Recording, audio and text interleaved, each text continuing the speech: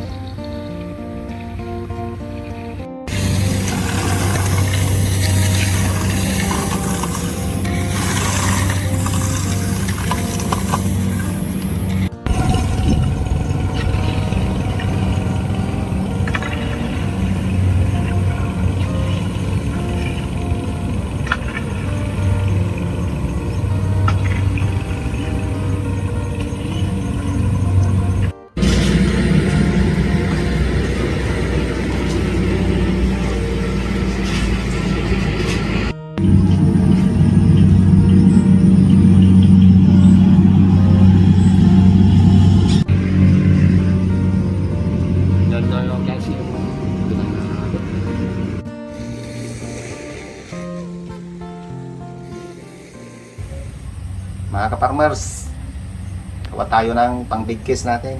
Pangbigkis natin sa sako. Oh.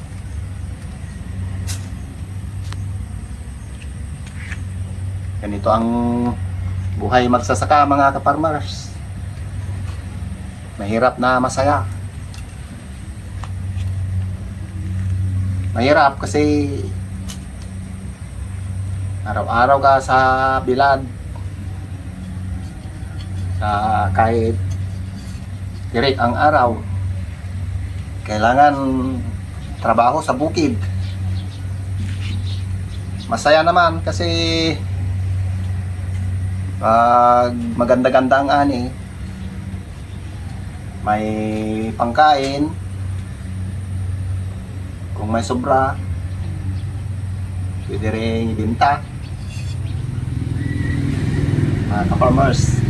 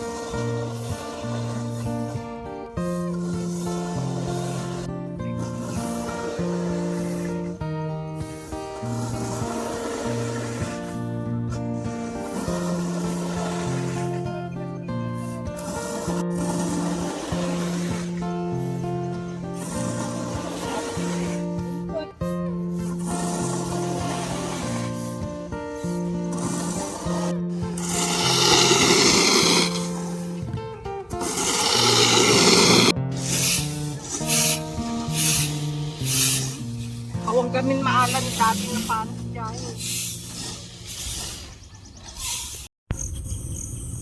Magandang hapon mga ka-farmers.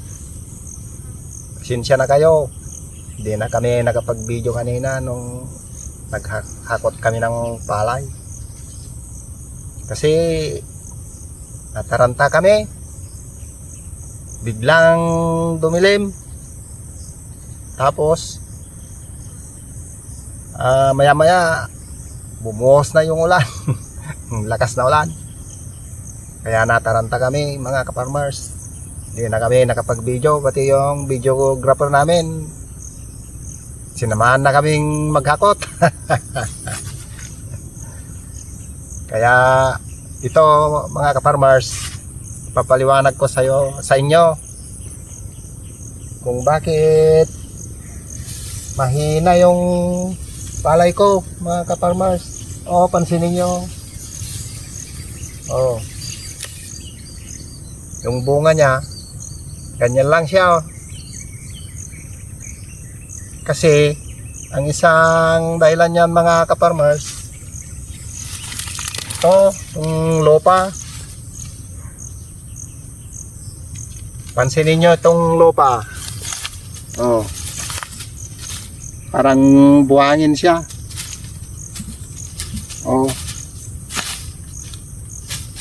Kaya pag tinaniman natin yan guys, tapos umulan,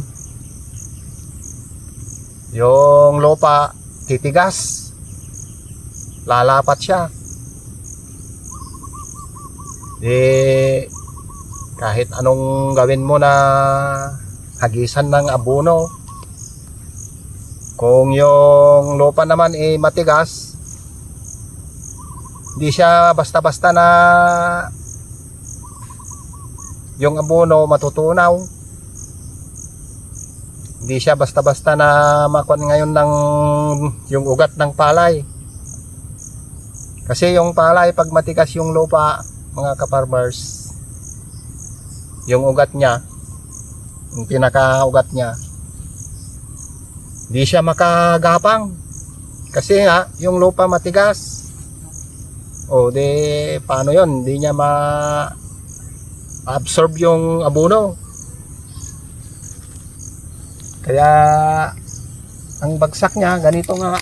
Mahina yung palay natin mga ka-farmers.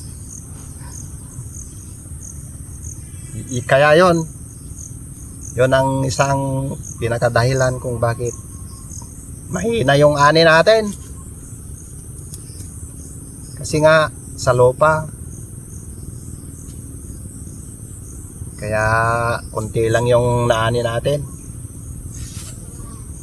Ganito talaga yung klase ng lupa dito sa area na tinataniman ko. Kaya ito, tignan nyo. Tignan nyo guys, itong palay na naiwan pa.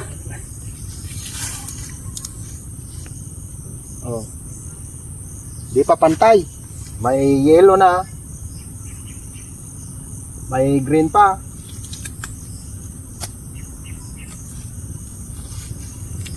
Kaya yon mga ka-farmers.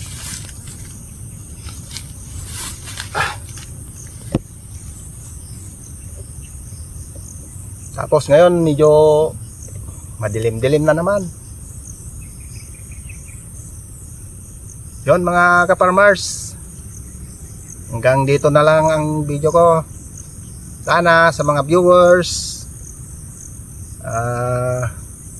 huwag kayong magsawa na manood. At paki-like, share, and subscribe na rin. So yun. Thank you.